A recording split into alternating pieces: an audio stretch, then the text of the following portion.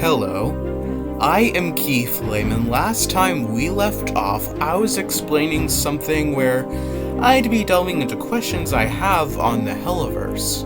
Well, I came up with a title for that. How does the Hellaverse dissertation sound? Either way, that's what I'm calling this. And without further ado, let's get started.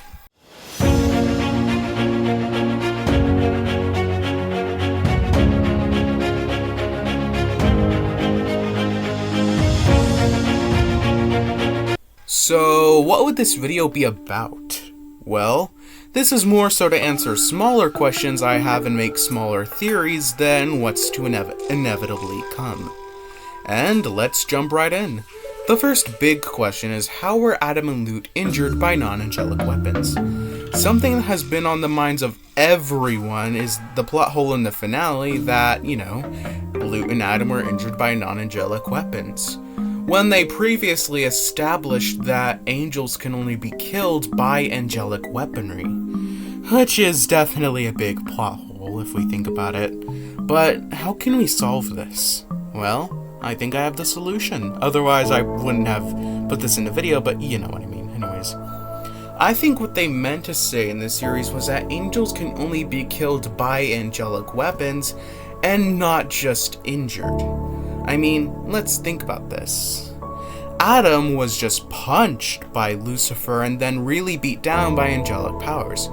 But he didn't die, because it wasn't angelic weaponry. It was only when Nifty stabbed him with an angelic weapon that he died. And Lute lost an entire arm. And as we see at the very end, the arm is still gone and we can see the bone still, meaning it went untreated. I'm not a medical expert or anything, but can you really live with that type of injury, with the bone sticking out? I would think you would suffer a ton of blood loss and, not be as fine as what we see with Lute in that ending. But again, I'm not a medical expert, so who knows. But she is still alive because she wasn't harmed by an angelic weapon. If the building was made of angelic weaponry or whatever, she surely would have perished. But wait, if this theory is true, then what about Vaggie? Surely, she would have perished as well. After all, she lost an eye and both of her wings, which would surely lead to a tremendous amount of blood loss. And Lute did this to Vaggie with an angelic weapon. But hold on, because there is something that helps to actually make this not a plot hole. Charlie walked up to Vaggie and properly treated her while flirting, I guess, but that's not important. What is important is that Vaggie was properly treated. Otherwise, she most likely would have perished. Okay, so we removed the one plot hole, so yay! The angels can only be killed by angelic weapons but can be injured by anything. But just don't die to those injuries. Hopefully that helps clear up that plot hole for people. Anyways, the next big question is, who are the Ars Goetia? In Hellaverse, we are introduced to a group of royal and powerful figures in Hell called the Ars Goetia, but they never explain who they are exactly. In real-life biblical lore, the Ars Goetia are a group of angels led by Lucifer to rebel against heaven. And then, of course, after they were defeated, they were banished down to hell as demons. But if you know what Lucifer is like, he's not the type of guy to lead an army to rebel against heaven. So, who could have led an army like that? Oh my god. It was so obvious. The only figure left is Rue. I think I know how it went down. After Rue was born, several angels betrayed heaven to join her side, because they probably feared that heaven wasn't enough to take her down. So in a last-ditch effort to save their own skin, they join her side. And once Rue loses, they are cast down to hell. And because Rue is such an icon in hell, the Ars Goetia are probably very revered because of their connection to Rue, leading them to become demon royalty. And another connection between Rue and the Ars Goetia is Stolas's full demon form. I mean, Stolas' full demon form looks a lot like Rue, with the red and black. And I haven't necessarily heard this argument before, but I'd still counter-argument. I'm betting someone out there might say, oh, the Arskowish are Hellborn, this theory is incorrect. Well, if it is, then why do we see angels in heaven that strongly resemble those of the Arskowisha? AKA, look like birds. So maybe the Arskowish are members of this specific species of angel or something? But regardless, we have definite proof that they aren't Hellborn. Alright, let's move on to the next question. What happened to the Hellaverse pilot?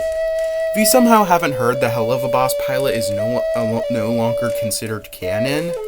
In fact, it's been removed from the official Hellaverse episode playlist. But something I've been wondering is, why? And it's not like some events from the pilot are no longer canon, because in Season 2, Episode 1, The Circus, we see the whole, sorry I f***ed your husband line from the pilot. So if some elements are canon, then why is the pilot as a whole no longer canon? Well, I think I know why. It's one single moment in the pilot that single-handedly goes against what they stand for in the rest of the series. The rules IMP abide by. And what is this moment? It's the end of the pilot. At the end, on live TV, IMP dumps a dumpster bag with the dismembered body parts of Eddie onto the mother of Eddie. But wait. How could they so carelessly reveal their presence to the public, when Stolas' one rule is that this has to be a secret? Wait, that's it! With this, I think there are two timelines. One with the pilot, and one where some elements of the pilot happened, but not all of them, aka the rest of the series. In the pilot timeline, the afterlife and demons are brought to the attention of the humans, as IMP and Stolas are in deep trouble, and likely IMP fell apart, which is why the pilot isn't considered canon anymore. And yes, I am aware that humans have technically seen IMP before, but they have always thought of them as either humans or weirdly possums. But they've never thought of them as imps, unlike what we see in the pilot, which is cookie-cutter clear what they are. There is very little debate about what they are. They appear via a demonic portal in the sky and toss the cut-up body of a little boy onto the mother on live TV. And they do nothing to clear up suspicion either. So this is why the pilot is no longer considered canon. Alright, here's the final question of the day. Why are the sinners only allowed in the Pride Ring? I mean, in hell there are 7 rings that are specifically named after the 7 deadly sins, like the sinners lived there. But then why are they just bound to the Pride Ring and that's it? I think it's to protect the Hellborn. Let's think about this. The sinners come down to hell with immortality unless they are killed by angelic weapons and powerful magic. Meanwhile, the Hellborn can die from non-angelic weapons and don't have magical powers. But if the rings are still named after the 7 deadly sins, something had to have happened. If the rings are still named after the 7 deadly sins, that at some point the sinners weren't bound to the Pride Ring, then if that was a thing, then very likely some tragedy struck. Perhaps a massacre of Hellborn? Who knows? Regardless of what happened, it got the attention of either Lucifer or Lilith as they cast the sinners into the Pride Ring, and they could only stay there. And besides, it's easier for the exorcist angels to handle the sinners in a single ring than 7 on Extermination Day. But yeah, that's the video. I know it's relatively simple by comparison to my previous Hellaverse theories, but regardless, a lot of thought and effort goes into these theories, and I promise the next theory will be a lot more complex than this one. But anyways, please like and subscribe. It helps to show me that people like my content and just support me in general. And comment your thoughts on my theory down below. It's really appreciated. I love to engage with comments when I can. So, comment something.